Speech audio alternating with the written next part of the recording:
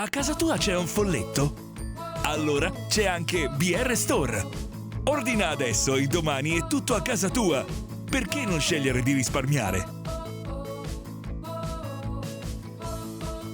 BR Store, siamo i migliori. Bene, affezionati di BR Store, innamorati del folletto. Oggi vediamo come sostituire il condotto di aspirazione ad un folletto 150. Allora, per condotto di aspirazione si intende questo qui, che in pratica è l'imbocco che corrisponde poi alla spazzola. Perché si cambia? Allora, si cambia perché oltre che a rompersi può succedere spesso che si consumi, perché si ha il brutto vizio di utilizzare la macchina quando magari si va a fare un angolo, si stacca la spazzola e si fa scorrere il folletto lungo il pavimento, quindi si fa come questo qui che è già abbastanza consumato, si rischia di far consumare tutto questo bordo. Consumandosi questo bordo, quando montate la spazzola inizia a avere questo gioco, inizia a essere troppo, per due motivi: uno, si crea stress allo snodo e quindi si può rompere, e due, non aderendo completamente c'è perdita di aspirazione, quindi è importante comunque controllarlo e nel caso in cui sia troppo consumato anche di sostituirlo. Allora, per sostituirlo, innanzitutto apriamo l'unità filtro, prendiamo lo sportello e tiriamolo verso di noi in questa maniera. Ora smontiamo anche, stiliamo il cavo più che altro senza smontarlo, girate il folletto, giravite Torx T10. Se non avete, noi stiamo utilizzando un trapano con un inserto sempre Torx T10. Sia per l'inserto che il giravite, nel caso in cui non lo avete a casa, lo trovate sul nostro store. Andiamo a svitare tutte e 9 le viti poste lungo il posteriore del folletto.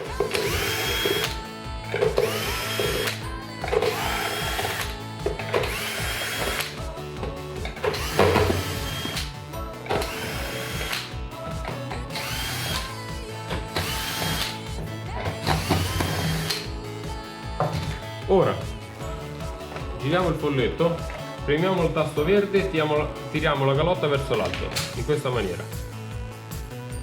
Più o meno a questa altezza sfilate la calotta verso il manico, in questa maniera, perché ci sono questi due perni, se non fate questo movimento si rompono. Mettiamolo da parte.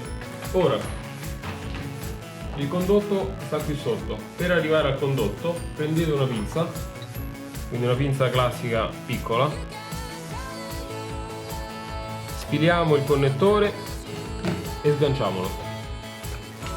Questo è il connettore dell'interruttore.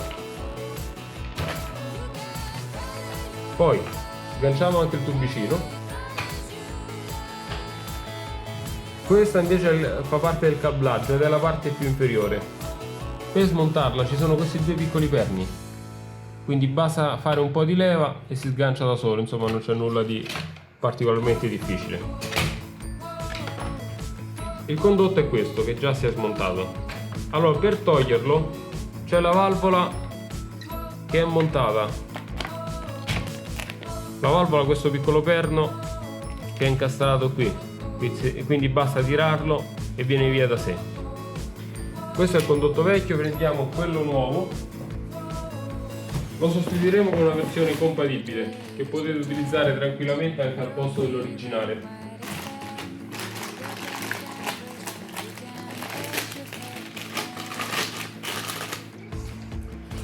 Potete vedere la differenza che c'è come usura.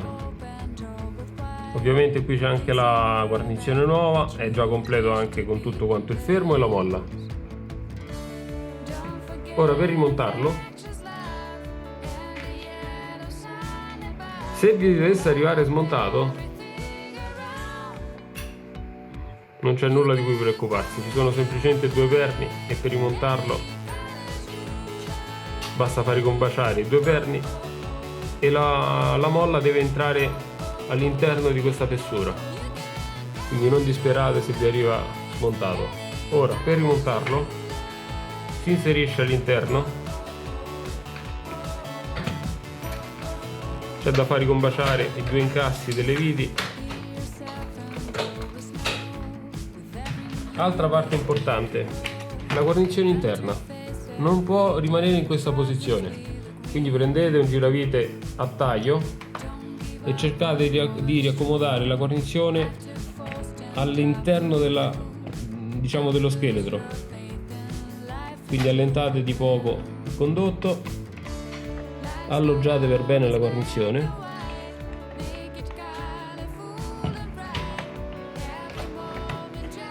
Perché questa cosa? Vi eviterà di far andare polvere all'interno del folletto. Ok, ci siamo quasi.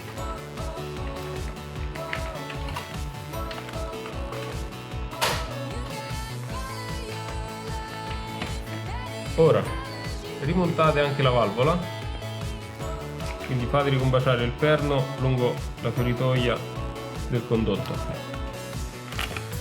Ok, funziona tutto correttamente. Rimontiamo anche il cablaggio. Per rimontarlo c'è questo piccolo perno che va inserito dentro questo foro.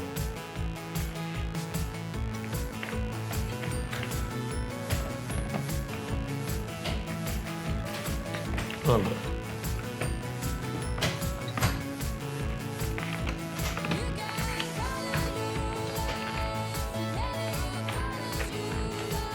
ci siamo. Rimontiamo anche il connettore. Il connettore va rialloggiato nella sua sede. Ha un verso, quindi non c'è la possibilità di metterlo al contrario, anche perché non arriverebbero i cavi. Accomodate anche i cavi.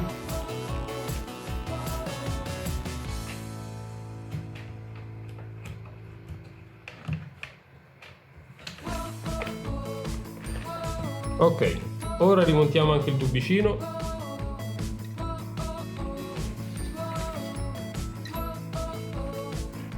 Abbiamo quindi rimontato il cablaggio, abbiamo rimontato il tubicino e possiamo andare avanti con la nostra riparazione.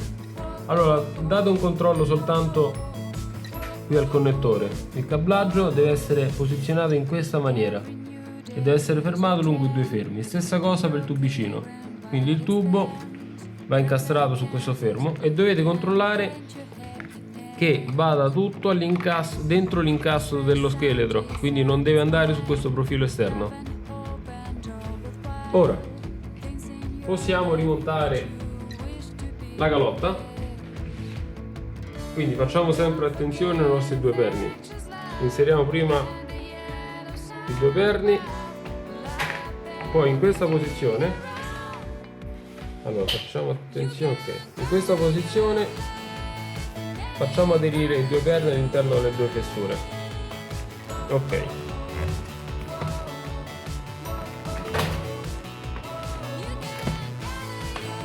ci siamo. Allora, giriamo il folletto, facciamo l'appello di tutte quante le viti.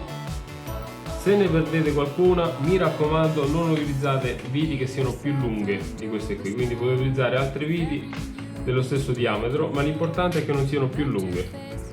E se state utilizzando un trapano avvitatore, vi ricordo di utilizzare l'avvitatore quando state riavvitando queste viti, quindi funzione avvitatore, non trapano, non battente, quindi funzione avvitatore con una frizione bassa. E andiamo a rimontare il tutto.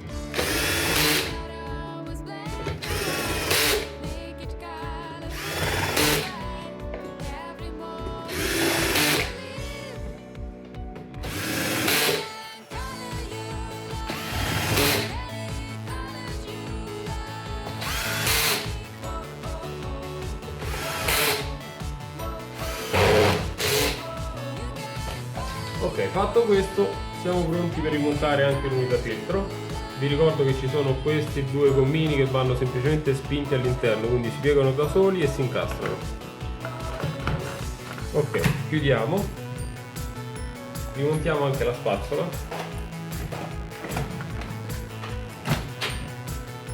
e abbiamo sostituito il condotto di aspirazione ad un folletto 150 con una versione compatibile. Vi ricordo che potete trovare il condotto di aspirazione compatibile per folletti 150 sul nostro store www.brstore.com con il codice K0324.